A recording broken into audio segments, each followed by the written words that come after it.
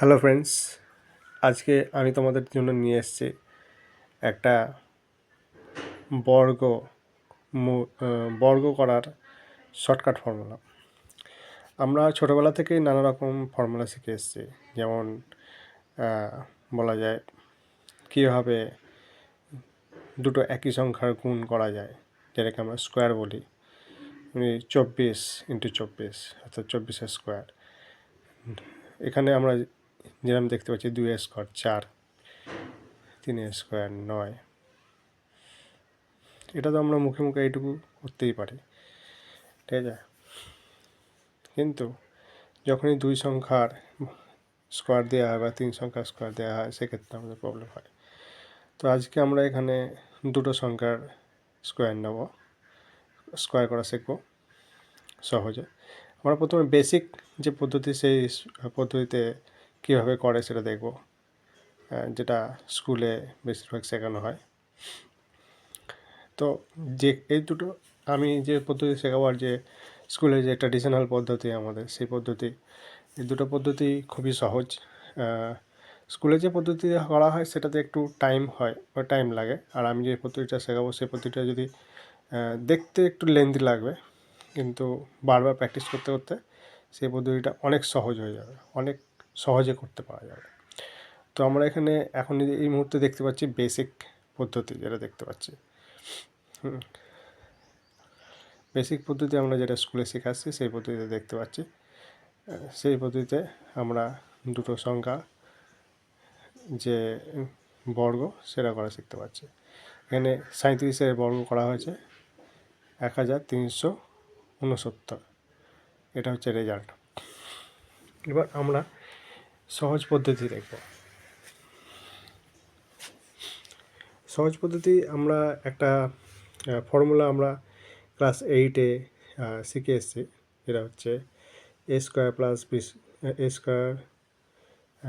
2ab plus b²। এটা হচ্ছে a plus b এর হোল স্কোয়ারের ফর্মুলা, ঠিক আছে। তো এখানে আমরা সেই ফর্মুলাটাকে একটা অন্য টাইপের ভাবে কাজে লাগাবো। কীভাবে কাজে লাগাবো সেটা দেখা যাক। আমরা a² plus 2ab plus b² জায়গায় ওটা স্ল্যাশ দিয়ে বসাবো।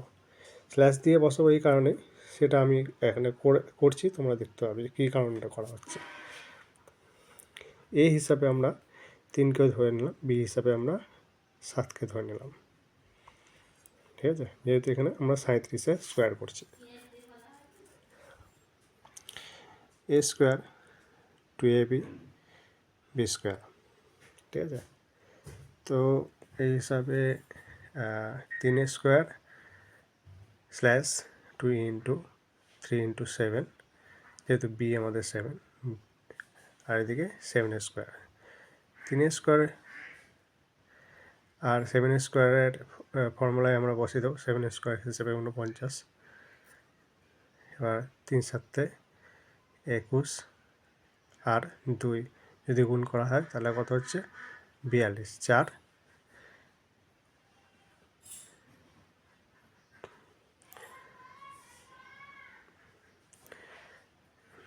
এখানে আমি ভেঙে দেখিয়ে দিচ্ছি যাতে সুবিধা হয়।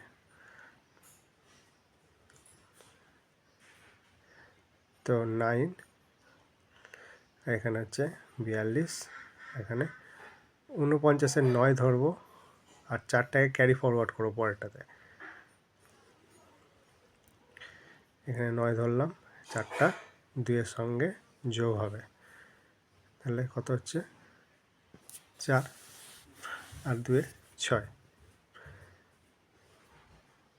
এই লেন্থি প্রসেসটা কিন্তু আমি দেখানোর জন্য, শুধু মানে বুঝিয়ে দেখানোর জন্য কিন্তু এটা এত লেন্থি হচ্ছে। যখন এটা যদি পরস্পর করা হবে তখন কিন্তু সেক্ষেত্রে আর এত লেন্থি হবে না।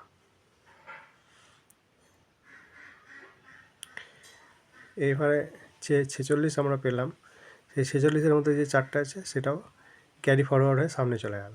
যেমন 9-এর সঙ্গে 4 যোগ হচ্ছে 13 হলো, আর এদিকে 6 9, তাহলে আমরা কত হচ্ছে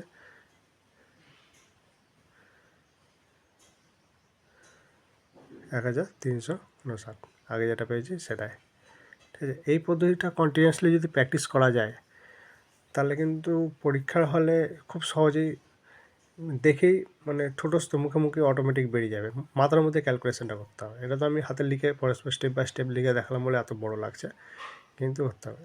আবার অনেকে যারা এটা মনে রাখতে কমজোর মনে হচ্ছে, পুরোনো পদ্ধতিটাই ফলো করো তারা।